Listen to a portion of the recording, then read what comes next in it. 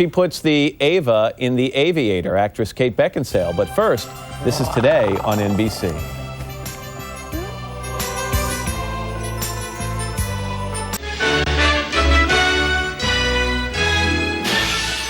It's hard to believe there was a time when actress Kate Beckinsale had a tough time getting glamorous roles, because whether she's playing a World War II nurse in Pearl Harbor or a vampire hunter in Van Helsing, she's always been able to light up the screen. So it's no surprise she was picked to play the role of legendary 1940s screen goddess Ava Gardner in The Aviator. The film about the life of eccentric billionaire Howard Hughes looks at not only his many innovations, but also the women who captured his attention.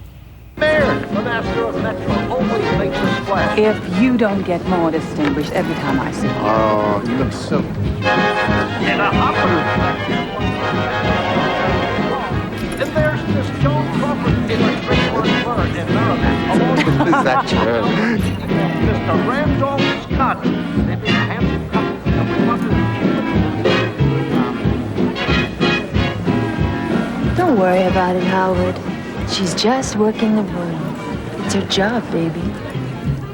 It's her job, baby. Hi, Kate. Good morning. Nice to see you. You know, just watching that clip from The Aviator made me think it must have been so much fun for an actor, a contemporary actor, to play to go back to the glamour years of Hollywood and kind of just be a part of that whole scene. Was that fun and interesting? It was so beautiful. I mean, the sets were so beautiful and so accurate as well, and all the costumes were absolutely copied from, original costumes, and the jewelry was... I had a security guard stalking me every time I went to the bathroom. The diamonds were all real, and it was really beautiful, Was it, it must have been very challenging to play a real-life person. I think, of course, whenever you're playing someone who actually existed, that's a bit daunting. How did you go about studying Ava Gardner?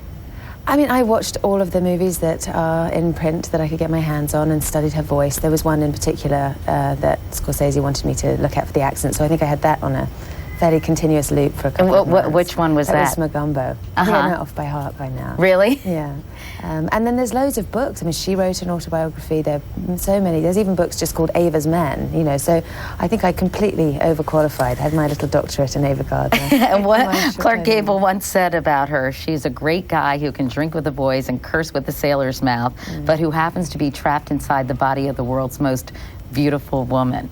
So if you're having a fat day as an actress, it's a bit scary. No, exactly. And that's why her nice quality, I think, was so extraordinary, that in those days you could drink and you could cuss and you could do whatever it was, but you were still a lady. You know what I mean? You could still be a lady. I think it's a bit different now. I think that the relationship between Ava Gardner and Howard Hughes seemed so wonderful. She was his anchor in so many ways as he kind of descended into madness. Before we talk about that, let's take a look at another clip and then we'll talk some more.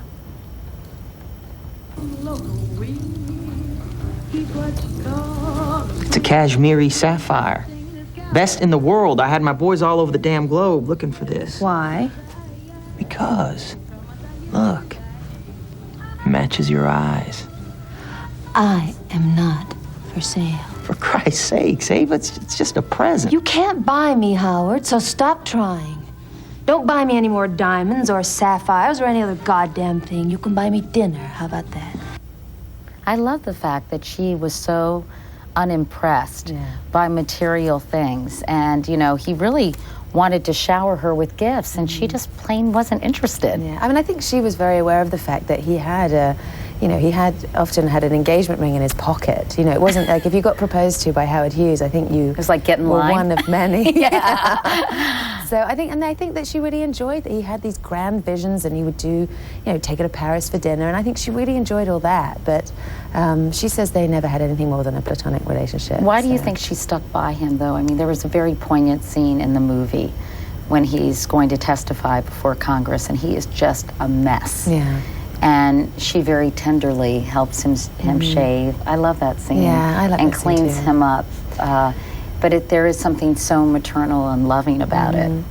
I think they were friends, and I think that, you know, he drove her crazy and had her followed and bugged her house and really kind of provoked her terribly. But I think that they did connect. I think he had this grandness of vision, and I think that she really responded to that. I mean, she ended up later in life being really into bullfighting, and, you know, she'd had a really strong spirit, and I think that they connected on that level. Wasn't she married many, many times, Yeah, and she had was. sort of a whole list of lovers herself? The list of lovers is impressive Yeah, alone. it names some of them because it's sort of fun to She hear. was Mickey Rooney, she was married to at one point, and Artie Shaw, Frank Sinatra, Howard Hughes, I guess. You know, there's quite a list. Yeah, definitely. So you're obviously very pleased with this movie and Yeah. excited to be a part of it. Very Do you have much. any other projects that are coming up? I'm on a totally other note. I'm just starting to shoot Underworld 2, which is fun for me because my husband's directing it. Oh, so, that's great. Yeah, that's our first time. And you're newlyweds. Very much Are so. you nervous about working together? Because sometimes that can create a little tension on the set. Well, they tell you the tension it creates is that you stress about all their stuff as well. So, you know, Right. I used to kind of go on the set and stress about being an actress, and now I'm sort of worried about video effects in a sense that I never even knew what they were before. So, And I that's the read problem. somewhere that if you weren't an actress, you would like to be a doctor. I think I may have That left you're it a little kind of bit an late. academic geek. So, Yeah. so you're smart too? That's very, very depressing. Oh, really? No, it's actually wonderful. So, Yeah. but are you ever sorry that you didn't pursue something like that? Or do I you... am a little bit. The sad thing is, I think I'm realizing I'm very attracted to those kind of vocational careers where it sort of overtakes your whole life. And unfortunately, I don't think you can really combine a medical career with being an actress. Plus, I think it would make people uncomfortable. Yeah. I think a lot of men would love to have you as their doctor. I don't know. Do you think if you showed up and your gynecologist was like Johnny Depp, you'd just run? I would. Actually, let me think about that for a little. Okay, I'm just kidding. Anyway, it's so nice to see you. You I hope you too. have a wonderful holiday. Thank you. What are your plans? Are you going to be in We're London? going to Or? be in London wearing a lot of clothes. All right, well, that sounds fun. You'd have to wear a lot of clothes here in Yeah. New York. It's pretty chilly. Anyway, Kate, good to see you, and thanks too. so much for coming by. Pleasure. And the Aviator, by the way, opens tomorrow in select cities and nationwide on Christmas Day. We'll be back in a moment.